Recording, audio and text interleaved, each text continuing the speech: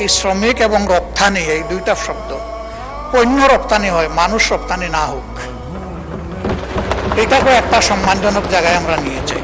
তারা কাঁদে কিন্তু আপদে চোখের পানি দেখায় না, চোখের পানি লুকিয়ে কাঁদে, ভিডিও কলে কথা বলে, আর্টিফিশিয়াল হাসি দেয়।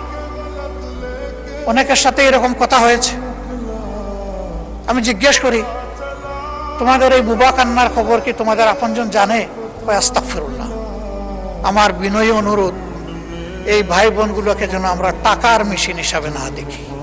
আমি এটা বলছি না যে তারা না হলে আমাদের দেশ চলবে না, তবে আমি এটা জোর দিয়েই বলছি, তারা হলে এই দেশটা আরো ভালো চলবে।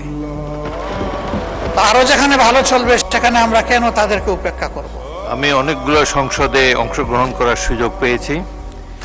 কোনো বিরোধী দলের নেতাকে কোনোদিন কোনো প্রস্তাব দিতে দেখিনি কোনো সংসদে। এই প্রস্তাবটি জনকল্যাণের জন্য আপনি দিয়েছেন, সেই জন্য আপনাকে ধন্যবাদ জানাই।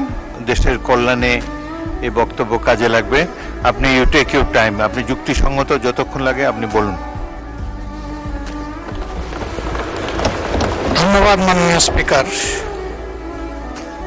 এ বিষয়টা আমলে নিয়ে হাউসে আলোচনার সুযোগ দেওয়ার জন্য আমি আরেকবার আপনাকে আন্তরিক অভিনন্দন জানাচ্ছি। এ পর্যন্ত যে কয়েকজন মাননীয় সংসদ সদস্য কথা বলেছেন, তারা আমাদের সকলের প্রাণের কথাগুলোই বলেছেন। এই জন্য আমি তাদের সকলকে আন্তরিকভাবে ধন্যবাদ জানাচ্ছি। বিশেষ করে মনিরুল হক চৌধুরী সাহেব যারা বক্তব্য রেখেছেন, তাদের সবার উনি বয়োজ্যেষ্ঠ, কিন্তু ওনার কথার মধ্যে গরম এবং নরম প্রচুর রস ছিল।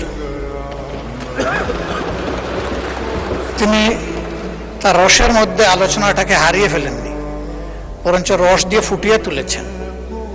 এটা তার আর্ট, এই জন্য তাকে বিশেষভাবে আমি ধন্যবাদ জানাচ্ছি।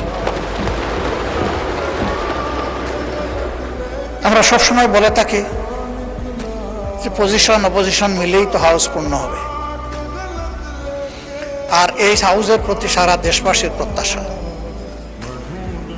আমরা আজকে যাদের কথা বলছি তারা আমাদের কারো না কারো ভাই, কারো পিতা, কারো সন্তান, কারো আপন আত্মার আত্মীয়।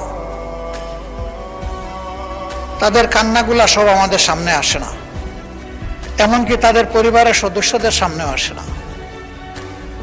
প্রবাসীরা দুই ভাগে বিভক্ত। একটা অংশ যারা কার্যত রুজি রোজগারের জন্যই পা বাড়ান,